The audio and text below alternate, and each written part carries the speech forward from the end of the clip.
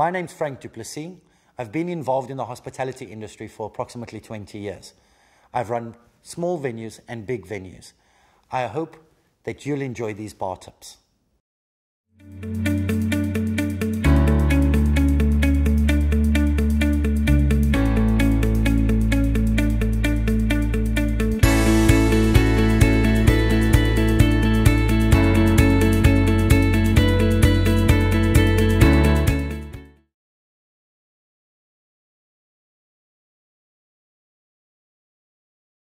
It's important to know what you're selling because a lack of product knowledge looks unprofessional.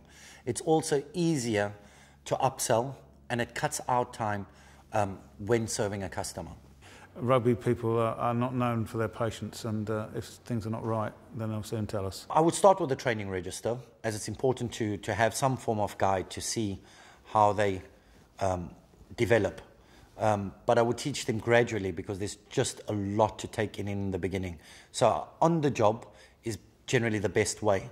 I would buddy them up with someone and ask them to follow as they work. And as the experience improves, then I'd give them the opportunity to work on their own. The bar manager will generally train any new person coming into the bar, and if necessary, they will just observe for the first session just to see how things are run. If you're pouring the right pint, you'll cut down on your wastage. Also, there should be about a 5% head, as customers expect that as well. If you can't pour a proper pint, it gets flat, you'll lose customers and you lose your reputation. Wines are definitely the hardest to teach. Just start with the basics. Go with the grape variety and the characteristics, and what you can do is hold informal tasting sessions with your staff so that they feel confident to deliver it to the customer. The easiest way I find, because spirits are quite easy, is give the staff member a piece of paper on their first shift, let them stand behind the bar and write down every spirit that there is. What that does is it makes them familiar of where that spirit should be stocked and stored, and also gives them an idea of what that spirit is. I don't think you need to be a drinker to understand drink, if you like. No, we'll show them the optics and that, and obviously how to make the measures and how they are and that. You need to know what spirits what, obviously, because I remember when somebody asked me for brandy, and I didn't know what one was brandy because I didn't know the name of the product. I just was trying to look for brandy. So you've got to know the names of the products as well as what the spirit actually is. The whole experience of working anywhere is bettered by knowing what you're doing and what you're selling. Selling snacks such as crisps, nuts, pretzels, mini cheddars are all great upsells. It's important that staff are trained, that whoever comes to the bar gets offered more than two.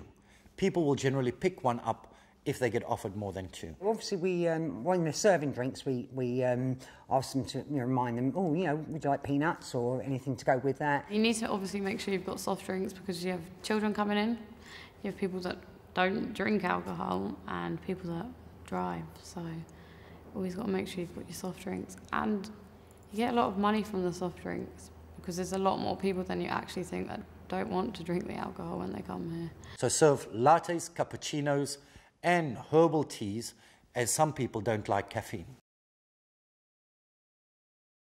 Hot drinks have fantastic margins. A coffee will cost you between 10 and 20p, and you can sell it for £2 to £2.40. Soft drinks and coffee are very profitable. And again, in a rugby bar situation, you may have somebody who's driving, you may have children, you may have other people who don't want to drink alcohol, and it's really quite important that you can make a complete offer to any group that's coming in. With soft drinks, especially Coke or the post-mix guns, they give you about an 85% GP. So a great way to push up your overall GP is by serving those type of drinks. Real ale has a very low GP. You're looking at about 49 to 55%.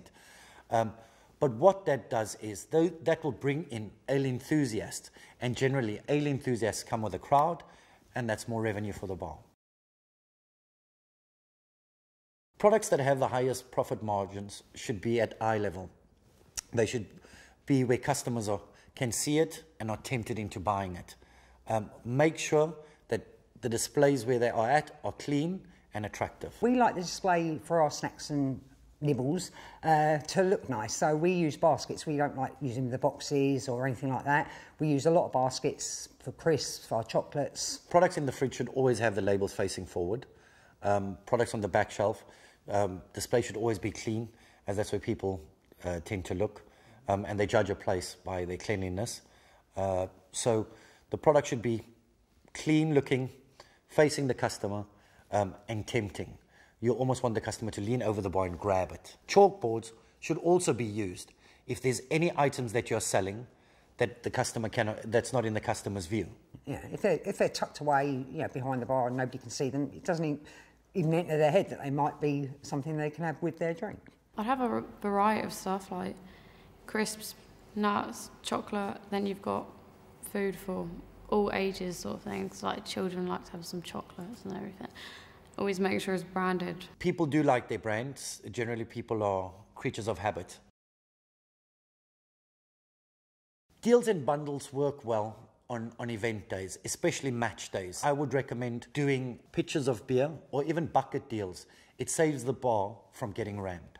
During quiet times and you're looking to boost it with sales promotions, always speak to your suppliers because you can generally get free stock from them.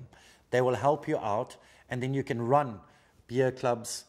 Sometimes if you've got food, they'll run food tastings, beer tastings, or even whiskey tastings. Find out what your community of drinkers or patrons to the pub would like to have, and then host that event. It's important to support the local businesses, as it will bring a sense of local community. Local businesses will generally speak amongst themselves and more than often return the favor.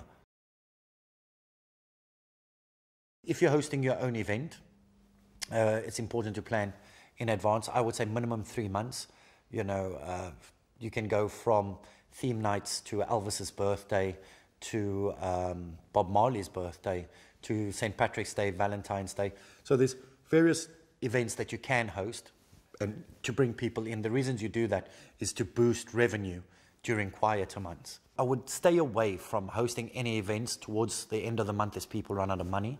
I would also look at not doing it during August, as it's a lot of school holidays and people have gone away for the summer. We have posters up around the hall. We've got most people talking about it, so there's a bit of both word of mouth and the posters. Plan events that's going to bring your local community or your local club together. So get the players involved, staff involved, supporters involved. What I recommend is advertising at least 3 to 4 weeks in advance, putting up posters, again, word of mouth through staff. If you really want, you can put an ad in your local paper. But one of the best free ways of doing it is through Twitter and Facebook.